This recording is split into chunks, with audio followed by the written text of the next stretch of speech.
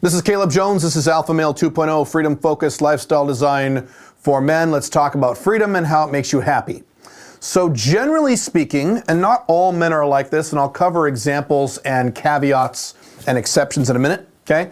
But most men are happy to the degree to which they are free, meaning that you can wake up every morning, and I say this a lot, you can wake up every morning, do whatever you want, whenever you want, with whomever you like, provided that person wants the same thing, without having to get anyone's permission or without even having to check in with anyone, telling them, hey, I'm going to be here. Okay, now I'm going to be here. I'm going to be doing this now. Is that okay?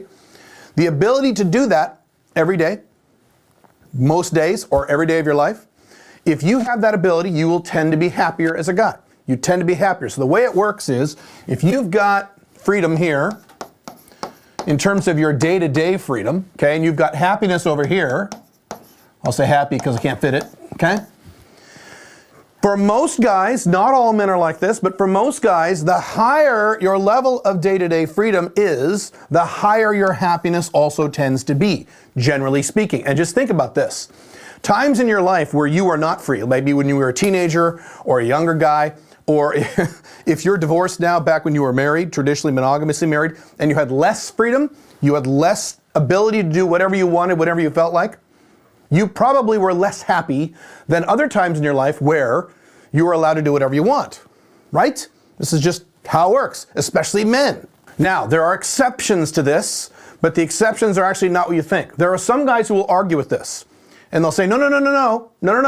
A lot of men don't need to be free. A lot of men are happier when they are married to a good woman, and when they have children, and when they have a good job that takes care of their bills, and they know they have routine in the day. And these men are not happier. These men feel safer. These men feel maybe more secure. These men maybe feel like they're being taken care of. That is different than being happy. It is.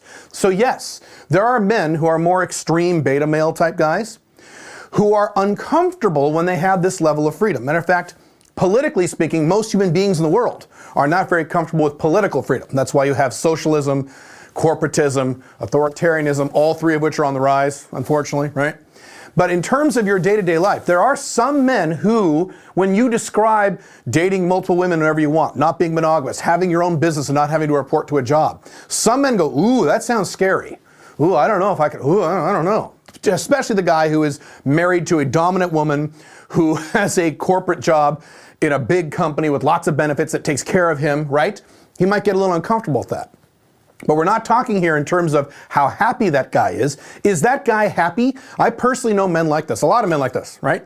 These guys are beta males. They are married to strong, dominant wives who kind of set the agenda for these men's lives.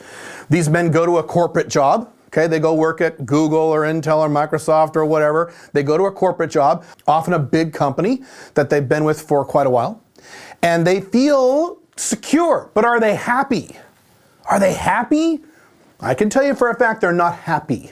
They're not. I know these guys. Some of these guys are in my own family. Some of these guys are good friends of mine. They're not happy. They're not happy like me. They're not happy. They just feel like, okay, I'm okay. I'm okay. Nothing bad's going to happen to me because my big, strong wife is going to take care of me. My big, strong company is going to take care of me. Bernie Sanders / Donald Trump / Barack Obama / Angela Merkel, these politicians are going to take care of me.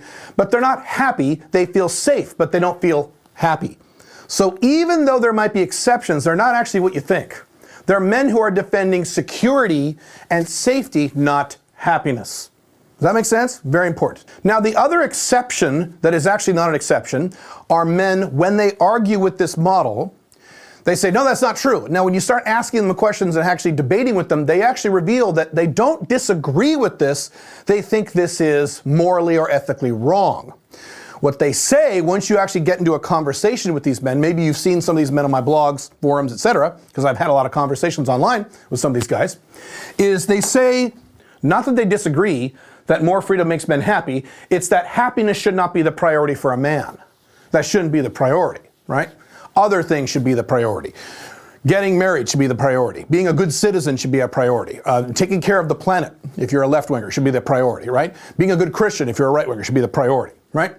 And these things don't involve freedom. They don't involve a lot of happiness. But that's not what these men are arguing. These men are arguing, no, no, no, no, that shouldn't be the point. Caleb, that's wrong. That's not the point. You should watch this Jordan Peterson video. But that's not being happy is not the point of life. So they're not arguing with this model. They just don't want this model. I have a podcast, and the link to my podcast is below in the description of this video, where I address that viewpoint, the Jordan Peterson viewpoint of life is not about being happy, so you shouldn't pursue freedom because you shouldn't want to be happy. There are other things that are more important to your happiness, right? So I have a whole podcast on that. You can go down there and look and listen to that if you want. But the point is that this is accurate for the vast majority of men.